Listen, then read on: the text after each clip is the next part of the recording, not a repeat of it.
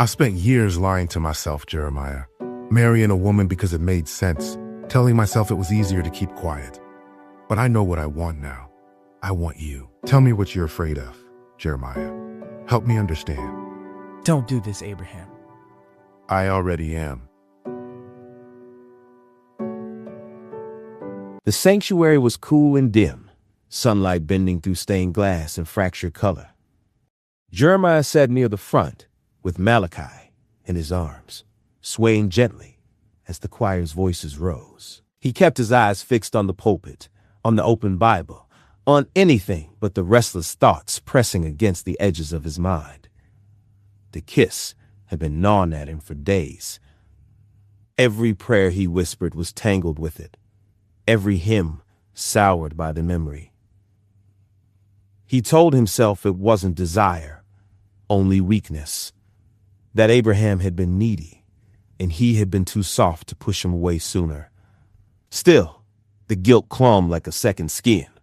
After service, Monica caught him in the fellowship hall, her eyes sharp as ever. "You look like hell," she said flatly, balancing a plate of cornbread in one hand. Jeremiah managed a faint smile. "Thanks for the encouragement." "I'm serious," Monica pressed. "You're walking around like a man trying to outrun his own shadow. What's eating you?" Jeremiah shifted Malachi higher on his hip, avoiding her gaze. "I'm fine. Just tired." "Don't give me that." She stepped closer, lowering her voice. "You can pile all the church service and baby care on your back you want, but it won't fix whatever's tearing you up inside. Devotion ain't the same as healing, Jeremiah. You know that." His chest tightened. "I made promises, Monica. To Rebecca. To God. That's all I need to hold to." Monica studied him, her expression softening with a mix of pity and frustration. "Sometimes promises turn into chains. Don't let yours choke the life out of you." Jeremiah didn't answer. He turned away, kissing Malachi's temple as though the child could shield him from the words. But as he walked back through the sanctuary, the stained glass casting broken light over the pews, her voice lingered. "Promises ain't supposed to be chains." He whispered another prayer under his breath, begging for strength. But even in God's house, with the choir's voices echoing in his ears, the weight of the kiss followed him. Abraham sat at the kitchen table long after Jeremiah had gone upstairs with Malachi. He stared at the empty glass in his hand, turning it slowly against the wood, his thoughts circling the same point they had for days. Jeremiah. Every time Abraham tried to push it aside, tell himself it was loneliness or grief or some accident of proximity, the truth rose back up. It wasn't just about needing comfort. It wasn't just about Rebecca's absence. It was about him. The way Jeremiah's hands moved gently, careful with Malachi. The quiet strength in his voice when he prayed. The softness beneath his stubbornness. The kind of softness Abraham had stopped believing men could carry without shame. And that kiss, Jeremiah's lips had trembled, but he hadn't pulled away, not until shame pulled him under. For one breathless moment, Abraham had felt what it would be like if Jeremiah let himself want, if he let himself be free. Abraham leaned back.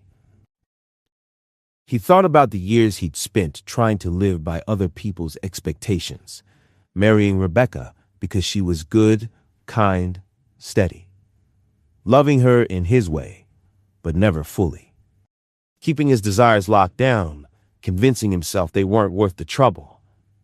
But the thought of starting over with another woman, of pretending again, filled him with nothing but dread. He didn't want that life, not anymore. He wanted Jeremiah. The realization settled in his chest like something solid, undeniable. No more beating around the bush, no more half-truths. He pushed the glass aside and stood, pacing once, twice, across the kitchen. His jaw tightened with resolve. He would make it clear. He would stop hiding behind grief and silence. Rebecca was gone, and no promise to the dead could smother what was alive in him now. Jeremiah was the one he wanted, and Abraham wasn't going to let him keep pretending otherwise. Jeremiah was in the living room, rocking Malachi gently while the baby dozed against his chest. The television was on but muted, some late-night rerun flickering across the screen. His eyes were tired, his body worn down, but his arms cradled the child with the same steady care as always. Abraham leaned in the doorway, watching. For a moment, he just took it in, the picture Jeremiah made, quiet and solid, as if he'd been born to it. "You're good with him," Abraham said finally. Jeremiah glanced up, a faint smile tugging at his lips. Babies don't ask for much. "Just love and patience. That ain't something everyone can give," Abraham said, stepping further into the room. Jeremiah shifted, unease flickering in his eyes at the weight in Abraham's voice. He turned his attention back to the baby, patting Malachi's back in slow, rhythmic circles. "Don't start," he murmured. "I'm not starting anything," Abraham said. He came closer, lowering himself onto the couch beside them. "I'm just telling you the truth." Jeremiah's shoulders tensed. "You don't know what you're saying." "Yes, I do." Abraham leaned in, his voice steady, resolute. "I've spent years lying to myself, Jeremiah. Marrying a woman because it made sense. Telling myself it was easier to keep quiet. But I know what I want now. I want you." Jeremiah froze, his breath catching. "Abraham, no more pretending."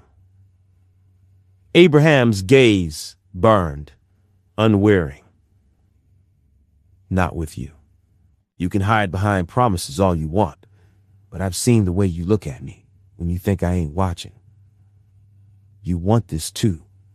Jeremiah's throat worked as if the words caught there. He tightened his hold on Malachi, like the baby could anchor him. "It's not the same," he whispered. "You don't understand." "Then help me," Abraham pressed. His hand brushed Jeremiah's knee, firm, insistent. "Show me what it is you're so afraid of." Jeremiah turned sharply, meeting his eyes. For a heartbeat, the room was electric. The baby's soft breaths between them, the hum of the muted television, and the heat of everything unsaid hanging in the air. Jeremiah shook his head, but his body betrayed him again, leaning closer before he caught himself. "Don't do this," he whispered hoarsely. "I already am," Abraham said. Jeremiah stood so suddenly, the baby stirred in his arms. His eyes fixed on Abraham with a mix of fear and anger. "Stop," he said sharply. "Don't touch me. Don't say those things." Abraham blinked, thrown by the steel in his voice. "Jeremiah!" "No." Jeremiah cut him off, his voice trembling but firm. "You don't know what you're doing. You don't know what this means for me." Abraham leaned forward on the couch, his expression raw, almost pleading. "I know what it means for me. I'm done lying, Jeremiah. I'm done pretending." Jeremiah shook his head, clutching Malachi tighter. "This ain't about you. It's about me, and I can't." His voice broke. He swallowed hard, blinking fast against the heat stinging his eyes. "I can't go back to being that man. I won't." Abraham rose slowly to his feet, towering but careful, as if afraid to spook in further. "You think wanting me makes you less? You think it makes you unclean?"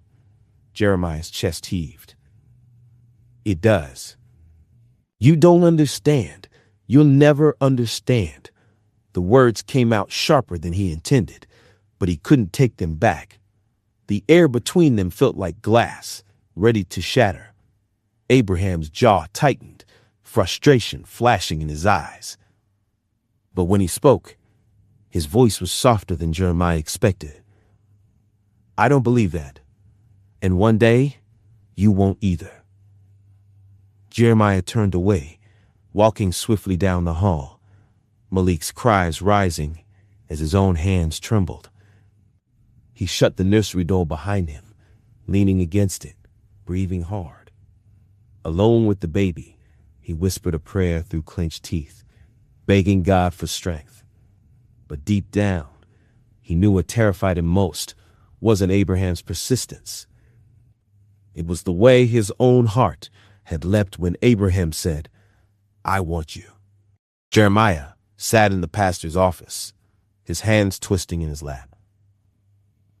The blinds were drawn, stripes of morning light cutting across the floor. Pastor Ellis leaned forward in his chair, his expression calm but searching. "You've carried this burden a long time," the pastor said. "If Abraham is tempting you, if he's pulling you away from the vow you made, you did right coming here." Jeremiah's throat tightened. He nodded once, unable to lift his eyes. I don't know how to stop it." Pastor Ellis's hand rested on his Bible. "Sometimes the flock needs protecting. We'll talk to Abraham together. Shine light where the enemy's trying to hide."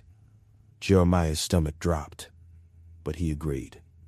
He told himself it was for Malachi's sake, for Rebekah's memory, for his own soul. The intervention took place that evening. Abraham walked into the living room to find Pastor Ellis waiting, Jeremiah sitting stiffly on the couch. "Abraham," the pastor began, his tone firm but not unkind, "we need to speak plainly. Jeremiah has told me about the nature of your relationship, about your advances." Abraham froze, his eyes snapping to Jeremiah. Hurt and betrayal flickered there, but he swallowed it down. "So this is what we're doing," he said slowly. "An intervention," the pastor nodded. "I know grief can twist us. I know loneliness can lead us astray. But you need to step back, for Malachi's sake, for Jeremiah's sake, for your own soul." Abraham let out a short, bitter laugh. "My soul? You think I'm the one dragging Jeremiah down?" "Abraham," Pastor Ellis warned, "sin has a way of dressing itself up as comfort. But what you're asking of him, what you've done, it's not God's will." Abraham's jaw clenched. His voice rose sharp. "And what about when God's house let a deacon put his hands on Jeremiah as a boy? Where was your holy will then?" The room went silent. Jeremiah's breath caught, his eyes snapping wide. Pastor Ellis stiffened. "What are you talking about?" Abraham looked at Jeremiah, then back at the pastor. His voice was low, shaking with fury. "He was a child, your church, your deacon, and you got the nerve to sit here and tell me I'm the danger?" Jeremiah's chest heaved, shame flooding his face. "Stop," he whispered hoarsely. "Abraham, please." But Abraham didn't stop. "You want to stage an intervention? Then start with the ones who broke him, not the one who sees him and wants him whole." The silence that followed was suffocating. The pastor's mouth opened, but no words came. Jeremiah sat frozen, torn between relief and terror. The secret he'd buried jagged into the light at last. The front door closed softly behind Pastor Ellis, leaving a heavy silence in the house. Jeremiah stood rooted in the middle of the living room, his chest heating, eyes still glassy with shame.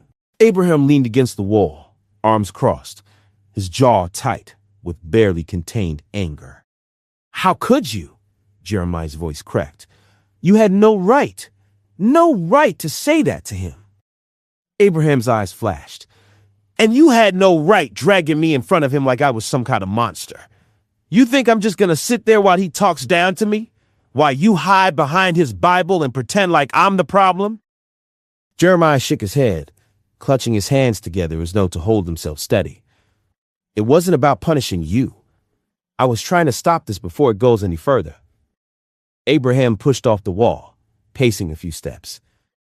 Stop what? Us? You keep calling it wrong, but you don't see how twisted that is? You'd rather keep carrying the shame that they gave you than admit what's real between us. Don't, Jeremiah said sharply, his voice breaking. Don't twist this into something holy. It's not. You don't know what it feels like to have your whole body branded as sin. You don't know what it cost me just to breathe in this house. Abraham stopped, turning on him. No, I don't know what it feels like to hate myself. But I do know what it feels like to want you, and I'm not ashamed of it. Not one damn bit. Jeremiah flinched, as if struck. His hands trembled. You should be. Abraham stepped closer, his voice low, rough. I should be. Or you just can't stand that I'm not. That I can look at you and see something good instead of something broken. Jeremiah's throat closed. The words he wanted to throw back tangled in his chest. Abraham shook his head, frustration etched deep in his face.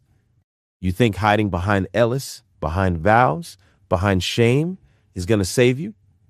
It's just killing you slow, Jeremiah, and you're dragging me down with you. The silence between them pulsed, heavy and alive. Jeremiah couldn't bring himself to answer. He turned away, bracing his hands on the back of the couch, shoulders heaving. Behind him, Abraham's voice dropped to almost a whisper. I don't regret telling him, not one bit. Somebody had to speak the truth, even if you hate me for it. Jeremiah closed his eyes, tears slipping free. He didn't turn back.